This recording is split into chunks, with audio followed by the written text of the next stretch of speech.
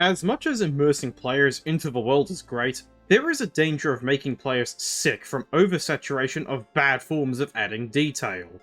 G'day mates and fellow adventurers, my name is Mordecai. One of the aspects of tabletop role-playing that is thoroughly enjoyable is being able to flavour certain actions and environments. For example, there is fun to be had in role-playing out certain meaningful interactions, such as haggling for a discount at a store, so that the party doesn't have to spend as much on that valuable gem. And that prospect of fun leads many players and dungeon masters to add details to the environments and the actions of various characters. And most of the time, this helps to get everyone at the table immersed into the world. However, there is such a thing as going into too much detail, or doing so poorly. And part of being a DM involves making a lot of judgment calls on how much detail makes sense for the situation. Like being able to have certain logical steps in action automatically resolve, such as breathing or walking up a flight of stairs to reach a certain floor. Having an oversaturation of badly done intricate roleplay is a bit like asking a non-Australian to take on the full-strength Vegemite challenge.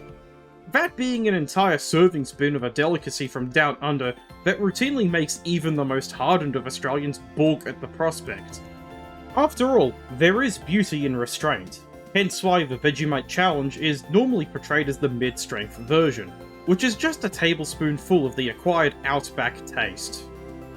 Before we get started with the story for the video, if I get to 1000 subs before the end of 2023, I have plans to cover an RPG story which predates the subreddit, and contains one of the most infamous characters in all of tabletop role-playing game history.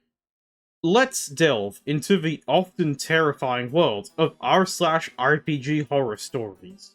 Today's narrative is titled, DM Demands We Roleplay Every Excruciating Detail, and is written by user Thatwater American.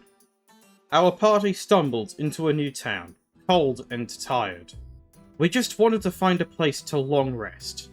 In every other game we've played with this DM, we enter a town, and the DM gives us two options for where to stay. One cheap and one expensive. Instead, the DM made us roleplay finding a room, but did it in just about the worst way possible. It felt like trying to lawyer a genie. It added nothing to the game, and just made everyone lose their patience. I'd say the DM was just messing with us, if he didn't consistently do this moving forward. We walk into town, and tell the DM, we want to have a long rest at the inn. You don't know if this town has an inn. We will ask someone. Who do you ask? The first person we see on the street. Okay, they tell you the inn is at the cul-de-sac at the end of Front Street. We go there. You don't know where Front Street is. You didn't ask him that. We ask the next person we see where Front Street is. They point. We go there. At the end of Front Street, you see three buildings. The Blubbering Whale, the Braying Donkey, and the Silver Stallion. We go to the whale and ask for a room. The door creaks open to reveal a busy tavern. All the faces in the room seem to turn towards you. What do you do? We ask the bartender for a room. The bartender is a burly man with a mustache cleaning mugs. He looks up at you and says, Aye, this ain't no inn and tavern, 'tis only a tavern. Where is the nearest inn then? Can't you read? The Silver Stallion next door. We go there. The Silver Stallion is a quiet two-story building. You go inside and feel the warmth of the hearth in the lobby. What do you do? We ask for a room, and then long rest. Who do you ask? The innkeeper? There's nobody there. There is a bell on the desk, however. We ring the bell. The innkeeper comes out from her office. She is an older woman with raggedy clothes and a rat's nest of hair. Hello, dearies. We'd like a room. A room or a suite? What's the difference? The suite has its own latrine and a large canopy bed. It costs a whole gold piece. We'll take the regular room. How many rooms do you want? How many beds per room? There are 4 beds in a regular room. We'll take 1 regular room. Okay, here is the key. Your door is upstairs, second on the left. We go upstairs to our room and long rest. You climb the stairs and see a hallway with 6 doors, 2 on each side. Which do you try to open? The one she told us. Which is? The second on the left. DM, do you not remember what you told these players mere moments ago? Okay, that door is locked. We use the key. Okay, you made it to the room. Would you like to do anything before your long rest? No, we just want to go to sleep. Okay. Do you sleep on the beds, or do you sleep on the floor? I do realize that I am taking a long story and making it short, but this was a 3-hour session, and we spent 30 minutes just trying to find a room.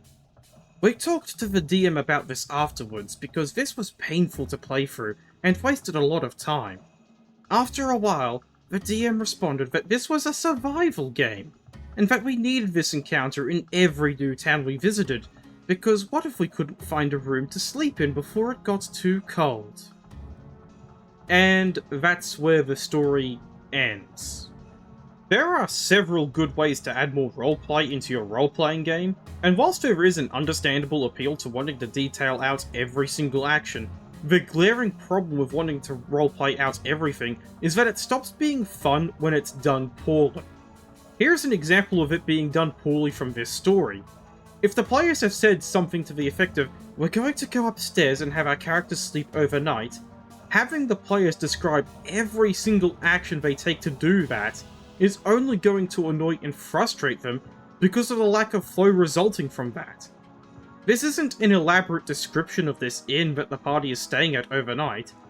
This isn't providing the players with somewhat meaningful NPCs that they would want to interact with outside of main NPCs, or when the party is in need of guidance that should have been provided through context clues. All that is actually happening with the DM's new methodology is stalling the game down to a slog with cardboard cutouts.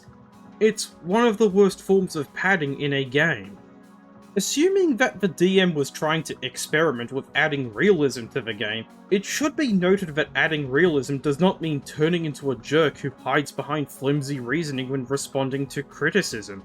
If the game wasn't established as a survival game prior to this point, there isn't a good reason to turn around and suddenly claim that the game is now a survival game, especially without consulting the party.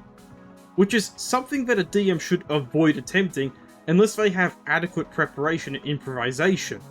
And I'm not talking about just a lack of any real description in the scenes, there also needs to be a logical flow from one action to the next.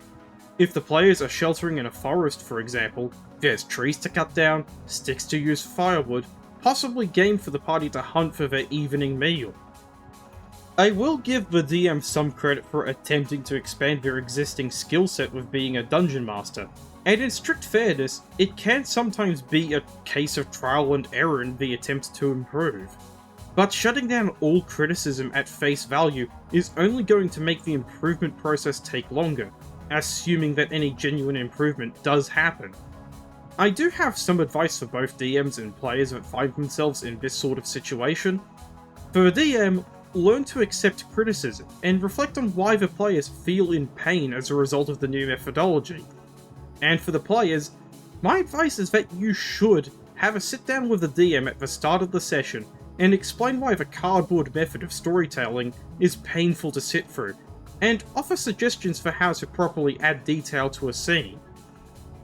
Thank you for watching the video. If you like my content and want to see more or wish to support the channel, please hit the subscribe button and maybe leave the video a like. It's free to do, and every bit of support is highly appreciated. Also, if you wish to leave a comment and can't think of anything to write, let me know you've reached the end of the video by commenting, "Less cardboard please." Again, thank you for watching, and I shall see you all next time.